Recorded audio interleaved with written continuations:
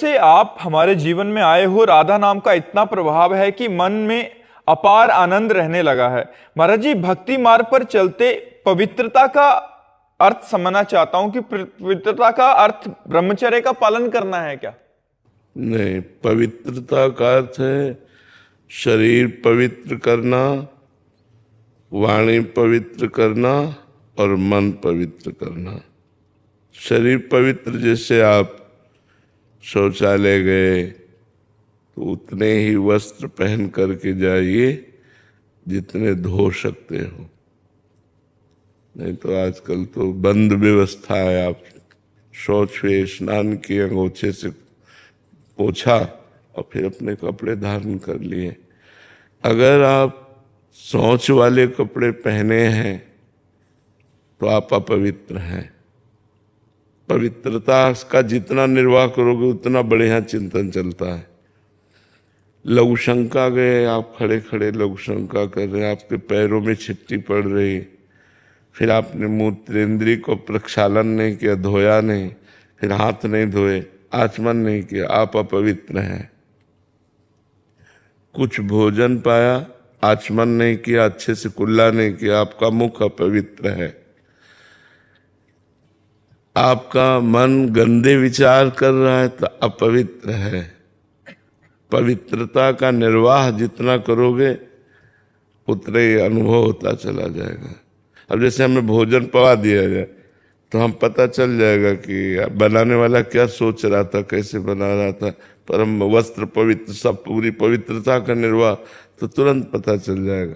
तो ऐसे हम पवित्र रहें तो हम अपने मन को जान सकते हैं, अपनी बुद्धि को जान सकते हैं, मन बुद्धि को भगवान में लगा सकते हैं। अब हमारा मन कहाँ गया क्या, इसलिए पवित्रता का निर्वाह करना अत्यंत आवश्यक है।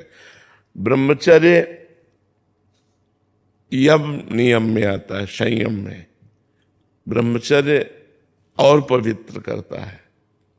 ये तो बाह्य पवित्रता है, ब्रह्मचर्य आंतरिक पवित्रता करता है।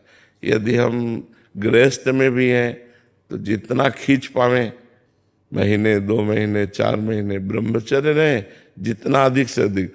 ब्रह्मचर्य एक अमोघ शक्ति है जो आपको हर समय उत्साहित रखेगी, स्मृतिवान रखेगी, शरीर को स्वस्थ रखेगी, मन को स्वस्थ रखेगी, नेगेटिव विचारों को रौंद देगी, पॉजिटिव विचारों को उत्पन्न कर देगी।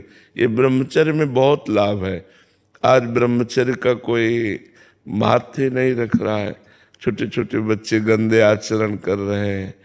बड़ों की बात क्या है, बड़े तो इसी को सुख ही मान रहे हैं। शराब पीना, मांस खाना, बेविचार करना, यही लक्ष्य ही रह गया है। कोई बिरले ऐसे हैं जो इससे हट करके थोड़ा आत्मानंद, भगवदानंद, सत्संग की तरफ चल रहे हैं, तो कुसंग की तरफ ही जा रहे हैं। शराब पीना, ये करना, वो करना, गंदे आचरण करना। तो हमें लगता है कि अगर हम शरीर पवित्र रखें, मुख पवित्र रखें, वाणी से किसी को गलत न बोलें, मन से गलत विचार न करें, ब्रह्मचर्य रहें, पवित्र भोजन पावें, तो अभी देखो आपको इतने में ही आनंद आने लगेगा। राधा नाम जपिए और इतना कीजिए तो इतने में ही आनंद आने लगेगा। अब आप हमें 10 मिनट छोड़ दें, हम चुपचाप बैठ जाए, बाहरी स्मृति खत्म हो जाएगी, बैठे हैं नहीं।